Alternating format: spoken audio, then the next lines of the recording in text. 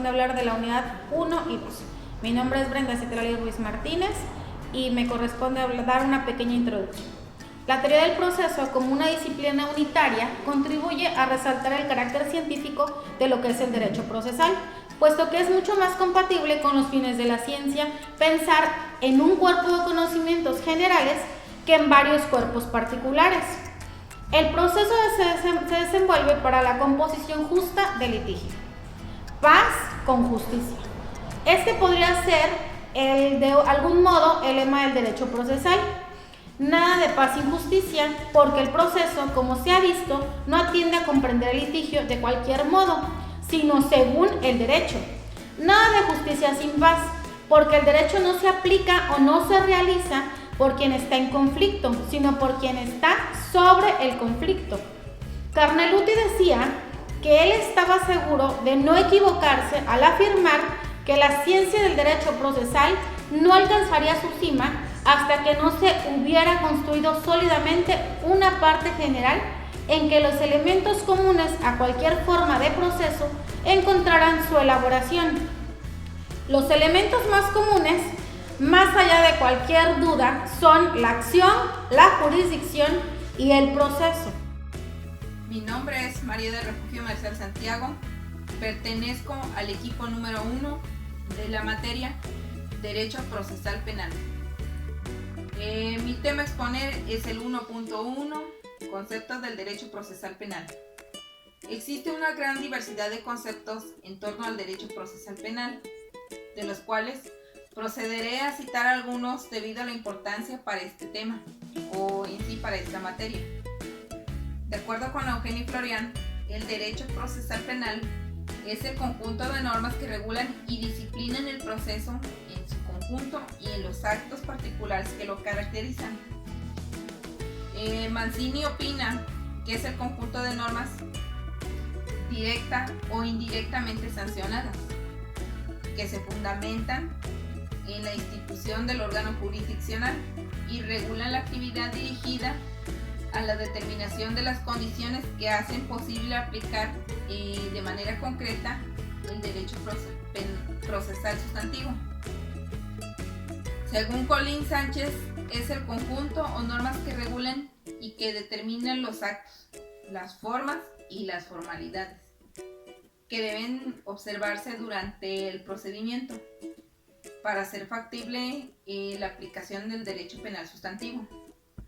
Tomando estas opiniones, es posible destacar que el derecho procesal penal es el conjunto de normas jurídicas que regulan el procedimiento penal, ya sea en su conjunto o en los actos particulares que lo integran. Establece principios que gobiernan esta realización y determinan los órganos, la actividad y el procedimiento para aplicar la ley penal sustantiva. Eso fue todo del tema 1.1. Ahora procederé con el tema 1.2, fuentes del derecho procesal penal. Las fuentes del derecho procesal penal están constituidas por el conjunto de principios o fundamentos jurídicos de donde se derivan las leyes procesales. Fuente viene del latín fons o fontier. Es el origen de donde emana el derecho. Sin embargo, este tecnicismo jurídico o este término se emplea en distintas acepciones. Las fuentes del derecho procesal penal se clasifican en legales y en doctrinales. Las legales son como la Constitución, porque son escritas. Las doctrinales son la jurisprudencia o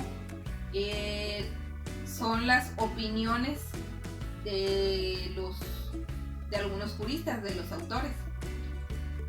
Las fuentes legales son las que están contenidas en las leyes escritas, como lo dije anteriormente.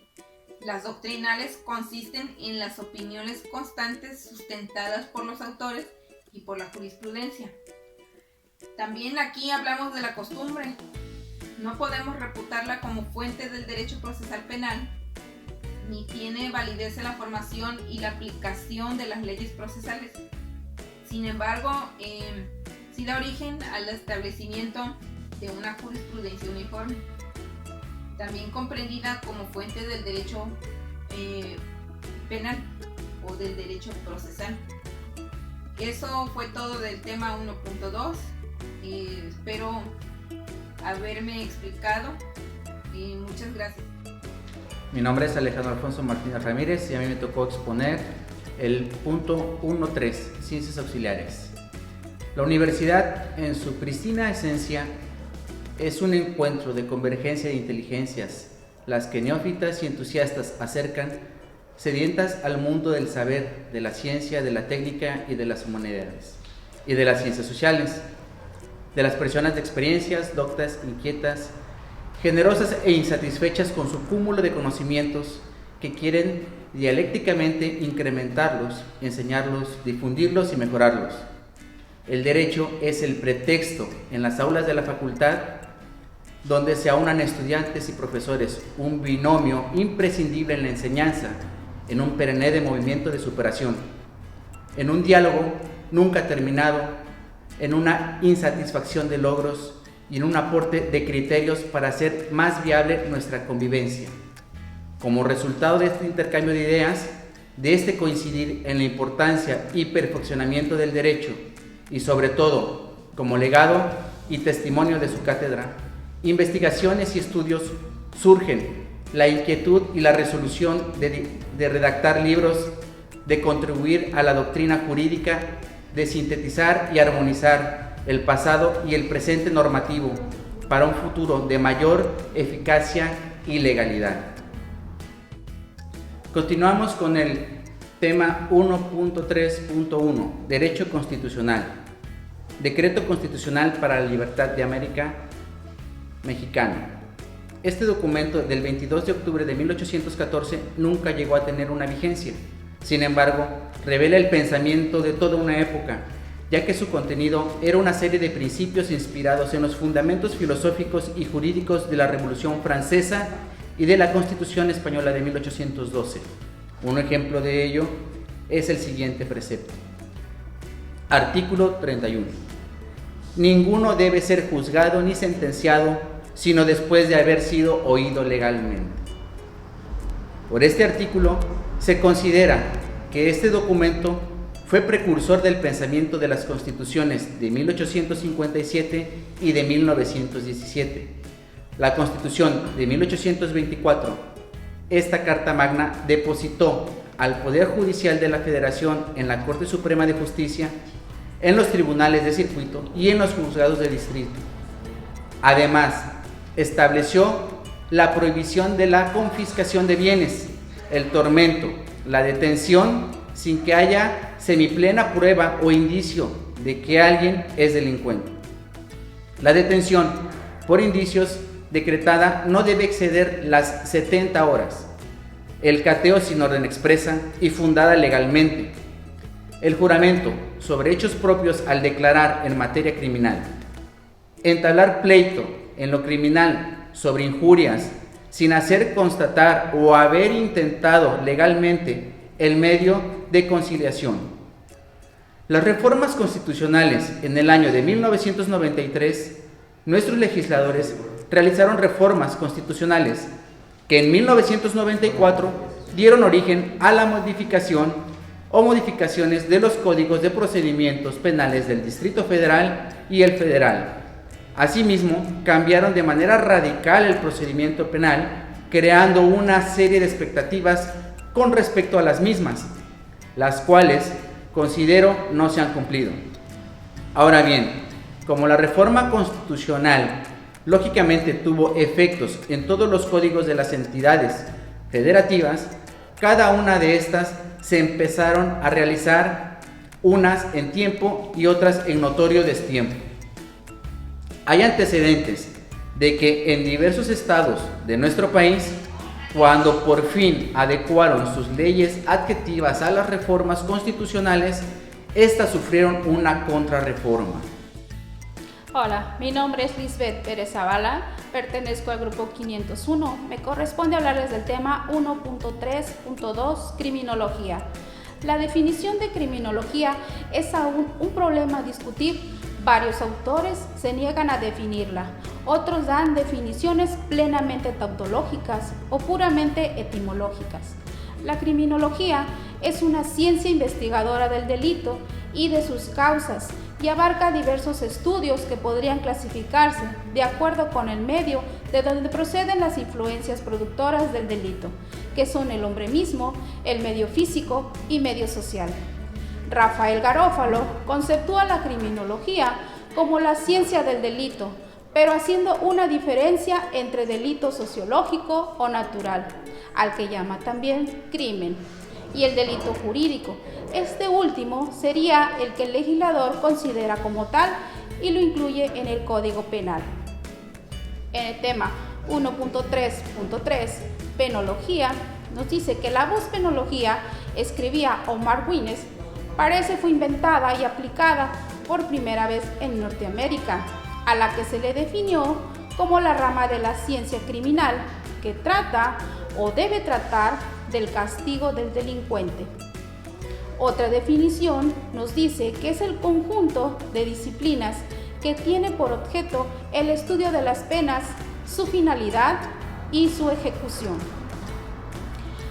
El tema 1.3.4, Derecho Constitucional. Las relaciones del derecho procesal penal con el derecho constitucional son innegables.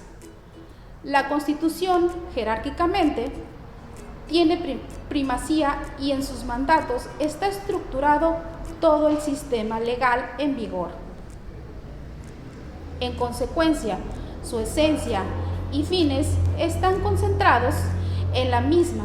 Esta afirmación es clara, puesto que el derecho constitucional señala los principios fundamentales que regulan el procedimiento y como acertadamente sostiene Ignacio Villalobos, en él se establecen garantías y formas de persecución y de protección que no podrán ser transgredidas y los conceptos allí concentrados respecto a la libertad y sus límites, a la organización pública y sus exigencias darán el tono para el desarrollo legislativo. Las bases fundamentales y el cimiento sobre el que descansa todo el ordenamiento jurídico es la Constitución. Es un dato de experiencia histórica que todo Estado se organiza en torno a una serie de principios que ordenan el ejercicio de la autoridad pública, su ámbito de desenvolvimiento y las relaciones entre el poder y los individuos. Hola, mi nombre es Mayra Trinidad Romero Cardenete, pertenezco al grupo 501. Uno de mis temas es el 1.3.5, el derecho penitenciario. En sus orígenes, el derecho penitenciario se refiere al castigo, a la penitencia, a la retribución, a la venganza, sin mayor finalidad. De ahí demos el nombre de penitenciaría, al lugar destinado para ese cumplimiento. Pero poco a poco la humanización ganó terreno y entonces el derecho penitenciario se redujo a la ejecución de la pena de prisión. Solo de ella porque era, es y esperemos que deje de ser la más socorrida por la norma penal y por las autoridades judiciales penales. El derecho penitenciario entonces no es un simple conjunto de normas, a pesar de la noción más generalizada, sino debe de ser social e integral. En este texto se propone que la norma como norma misma no conduce ni produce el cambio en realidad. Es cierto que se requieren ordenamientos jurídicos, pero también lo es que el derecho penitenciario debe existir por y para el beneficio de la sociedad.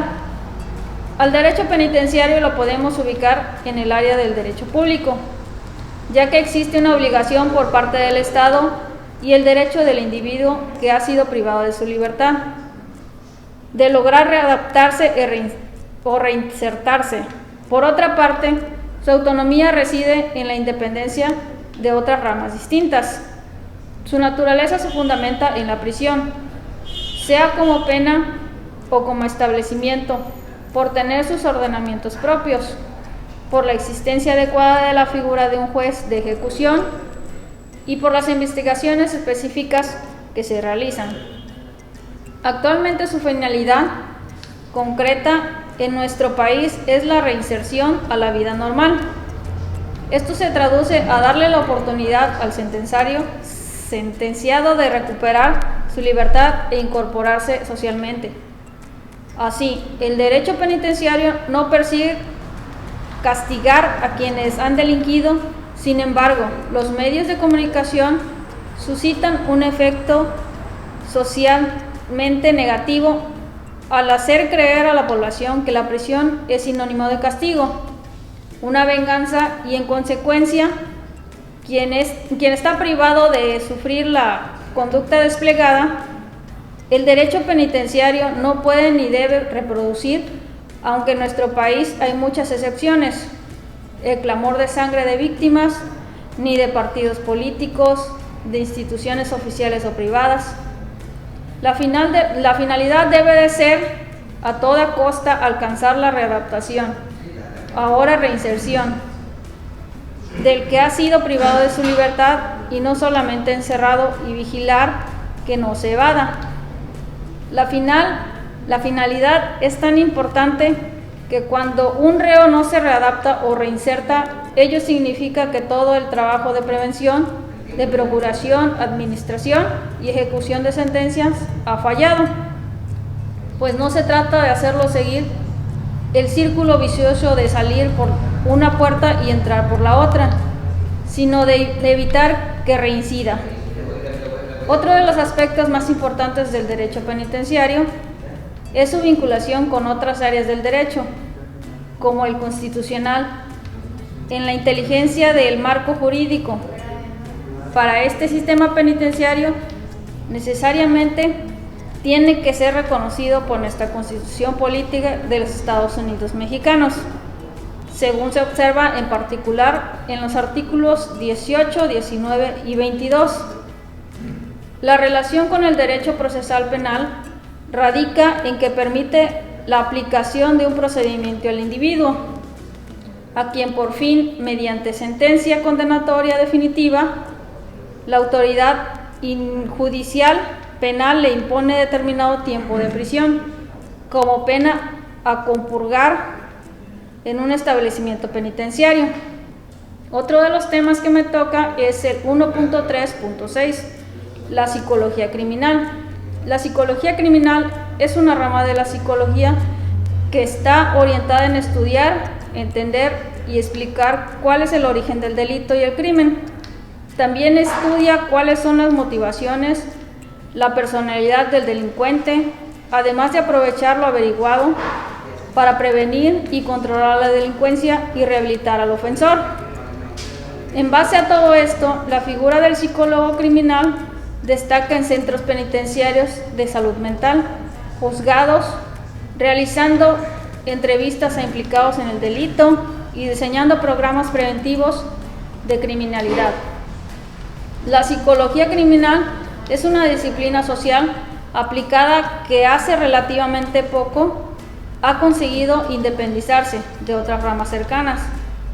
Y entre estas ramas con las que está relacionada tenemos la psicología legal, la psicología forense, la psicología penitenciaria y la psicología policial.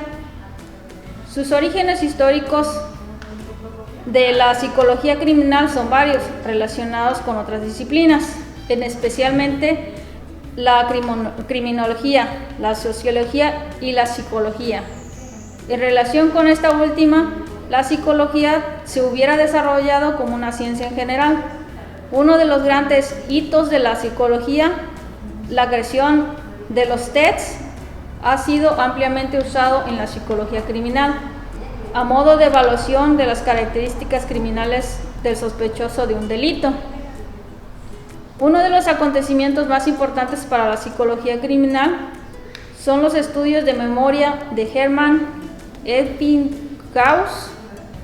Estos han tenido una gran importancia a la hora de valorar testigos oculares, la forma en cómo recuerdan el evento criminal y cómo comprobar su veracidad también.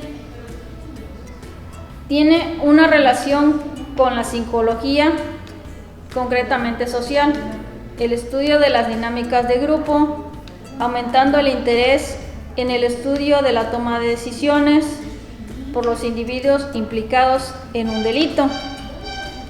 Eso es todo por mi parte, muchas gracias. Continuemos con el tema 1.4, el Ministerio Público. Uno de los sujetos procesales y parte en el proceso es el Ministerio Público. Es un órgano que a la fecha tiene una serie de actividades tanto dentro del derecho penal como en otras ramas del derecho.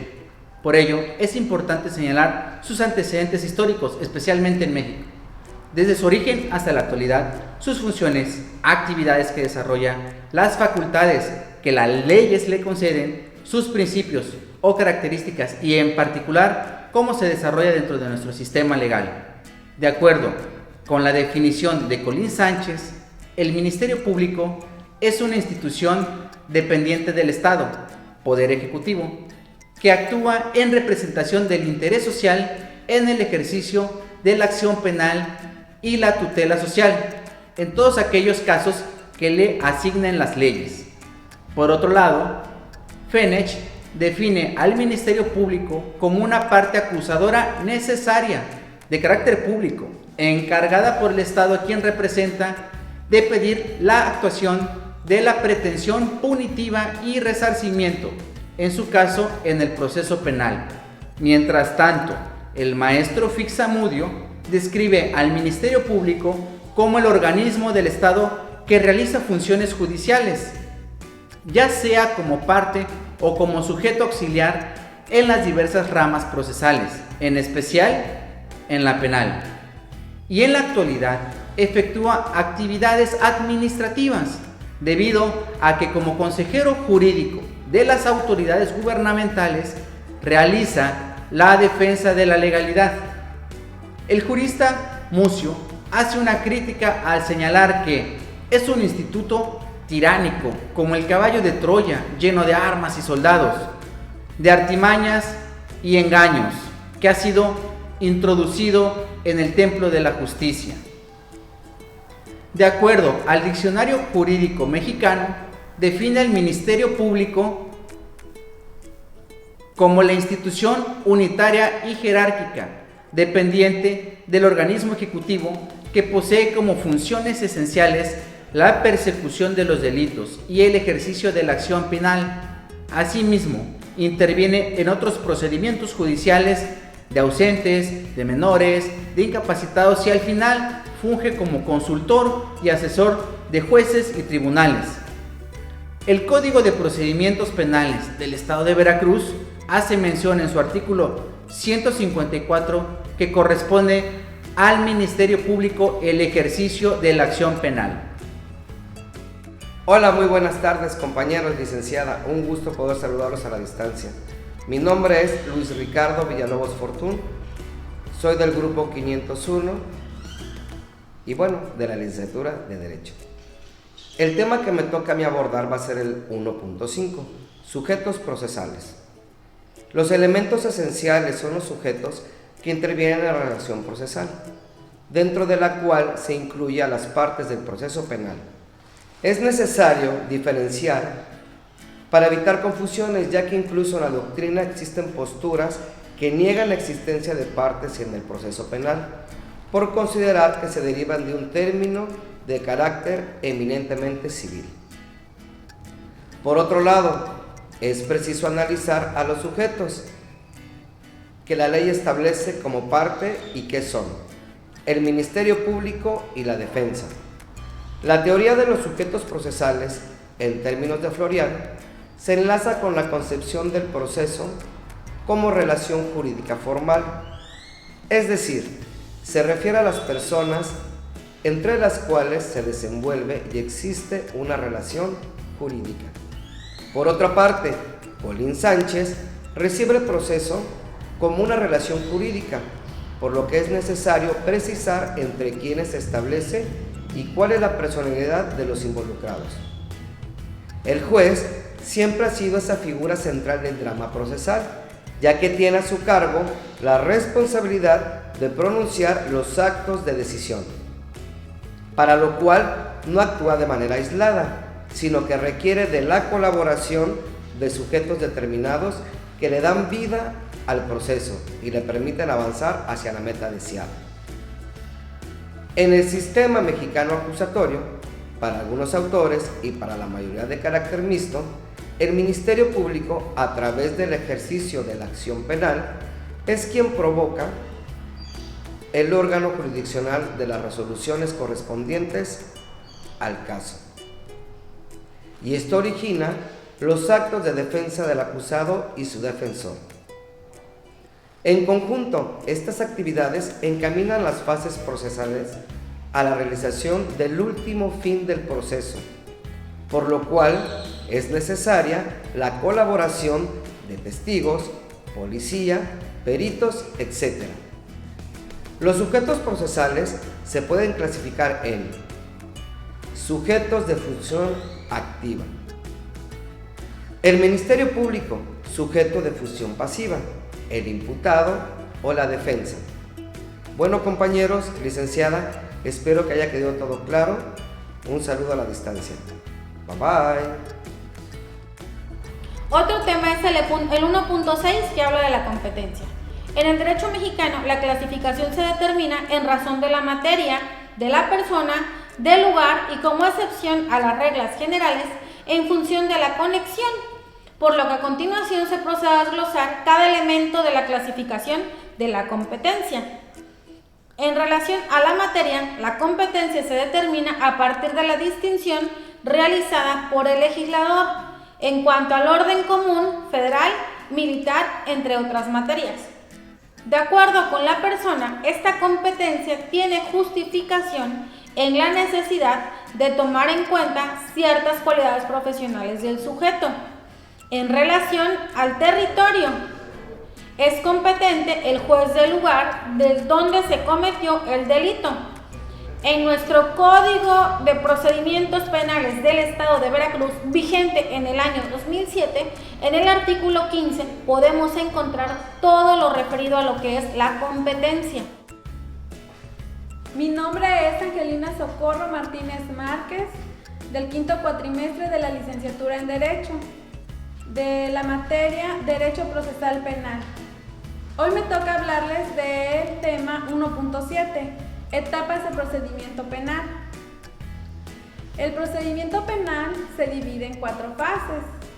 La primera es la averiguación previa a la consignación a los tribunales, llamada también fase preprocesal, que tiene por el objeto investigar el delito y recoger las pruebas indispensables para el Ministerio Público se encuentre en condiciones de resolver si ejercita o no la acción penal. En la segunda fase es la instrucción, que comprende las diligencias practicadas por los tribunales. Una vez ejercitada la acción penal, con el fin de esclarecer la existencia de los delitos, las circunstancias en que hubiesen sido cometidos y la responsabilidad o irresponsabilidad de los partícipes. En la tercera fase es el juicio.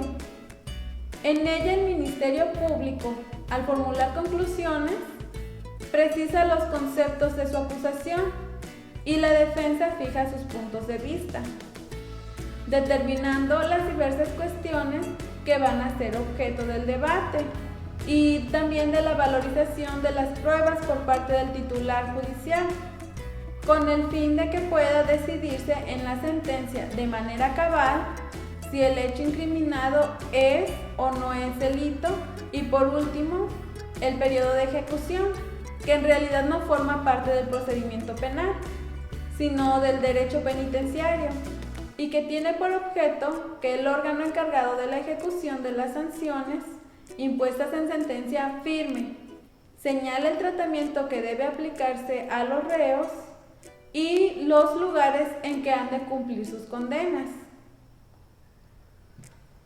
En el Código de Procedimientos Penales del Estado de Veracruz, vigente en el año 2007, el artículo 9 nos detalla el periodo de procedimiento penal.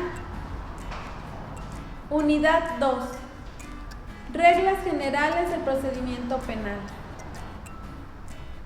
El procedimiento penal contemplado en su estructura externa está constituido por un conjunto de actuaciones sucesivamente interrumpidas y reguladas por las normas del derecho procesal penal, que se inicia desde que la autoridad tiene conocimiento de que se ha cometido un delito y procede a investigarlo, y termina con el fallo que pronuncia el tribunal. Las normas del procedimiento penal deben estar acordes con los principios sustentados por el derecho constitucional. Tema 2.1. Formalidades de las actuaciones judiciales. El uso de las formalidades en el procedimiento penal tiene un carácter imprescindible y está consagrado en nuestro derecho público. Aun cuando las leyes vigentes no establecen el empleo de fórmulas sacramentales, de todas maneras es necesario tener en cuenta que las actuaciones deben desarrollarse de un modo coordinado. En el Código de Procedimientos Penales del Estado de Veracruz, fijado en el año 2007, en los artículos 29 al 43, nos detalla lo que son las formalidades del sistema tradicional. Otro de los temas de los que me corresponde hablar es el 2.2, medidas de apremio. Las medidas de apremio son las providencias que pueden tomar cualquier autoridad jurisdiccional para hacer cumplir alguna determinación emitida por ellas mismas. Dichas medidas se encuentran en las diferentes leyes y códigos dependiendo, pues, de acuerdo al estado, ¿no? El Código de Procedimientos Penales del Estado de Veracruz, vigente en el año 2007, las menciona en los artículos 56, 57 y 58. Dentro de una de las medidas de apremio que podemos mencionar es la cuestión judicial, donde ya mediante la fuerza pública o más que nada la fuerza policial se requiere a las personas. Otro tema del que me corresponde hablar es de requisitorios y exhortos. El exhorto es el despacho que un tribunal dirige a otro de igual categoría o de categoría inferior, encomendándole el desahogo de alguna diligencia que por razón del lugar en que se debía practicar no se pueda hacer por el tribunal requirente. También se le llama suplicatoria o rogatoria, porque el tribunal que le envía suplica y no ordena, puesto que no ejerce autoridad y mando sobre el tribunal requerido. Las requisitorias son cuando un tribunal de categoría superior se dirige a un tribunal de categoría inferior. En nuestro Código Nacional de Procedimientos del Estado de Veracruz, vigente en el año 2007, en el artículo 59 al 74, podemos corroborar cuál es el proceso para realizar algún exhorto o alguna requisitoria.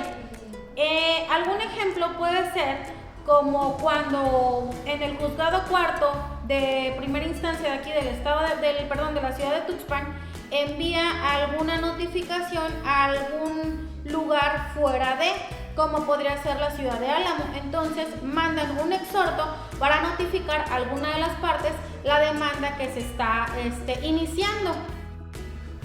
Hola, mi nombre es Jessica Janet de la Cruz García. Pertenezco al equipo número 1 del grupo 501 de la licenciatura en Derecho. Les voy a explicar el tema 2.4, que son los términos. Los términos judiciales son aquellos que son improrrogables y comienzan a correr desde el día siguiente al que hubiera sido notificado. Solamente en el caso que el cómputo no se van a incluir los días domingos ni los días de fiesta nacional, con excepción de los casos en que se trate de tomarle al inculpado su declaración o su declaración preparatoria o de pronunciar el auto de formal prisión.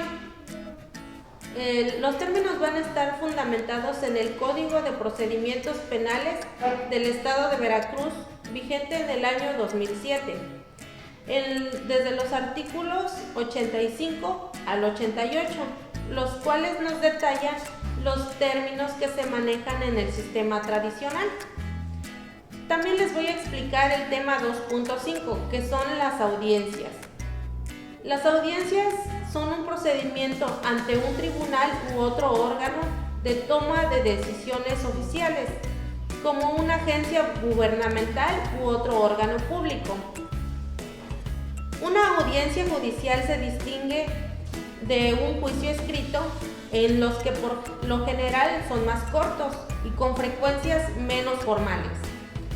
Estos están fundamentados en el Código de Procedimientos Penales para el Estado de Veracruz, vigentes en el año 2007.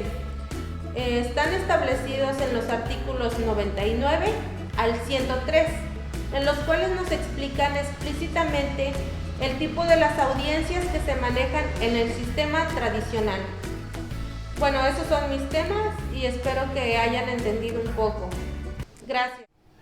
Hola compañeros, licenciada, nuevamente me encuentro aquí para exponer algunos temas.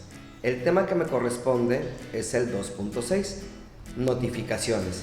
¿Qué es una notificación? Bueno, la notificación se define como el acto de hacer saber de alguna cosa jurídicamente para que la noticia dada a la parte le pare perjuicio en la emisión de lo que se demanda o intima, o para que corra el término también se entiende por notificación, al acto judicial que tiene por objeto imponer a las personas que intervienen en el procedimiento el contenido de las resoluciones judiciales que se pronuncian. La notificación puede ser obligatoria, potestativa, personal o impersonal, y no debe confundirse con la citación o el emplazamiento, en la que la notificación es el medio empleado para hacer que las personas comparezcan ante los tribunales. En nuestro Código Civil de Procedimientos Penales del Estado de Veracruz, con vigencia en el año 2007, y en los artículos del 113 al 121, nos detalla el tema de las notificaciones, es decir, el cómo se va a llevar este procedimiento a cabo. El siguiente tema que me toca abordar es el 2.7, resoluciones judiciales. En los países como el nuestro, consagran en su legislación el juicio constitucional de garantías, por medio de la cual pueden combatirse las resoluciones pronunciadas durante el curso del proceso penal. Podrían limitarse a la admisión del recurso de apelación solamente a las sentencias definitivas. En nuestro Código de Procedimientos Penales del Estado de Veracruz, vigentes en el año 2007 y en los artículos del 104 al 114, nos dice cuál es el proceder del sistema tradicional o inquisitorio en cuanto a las resoluciones judiciales. Compañeros, les agradezco su atención, licenciada, un saludo y muchas gracias.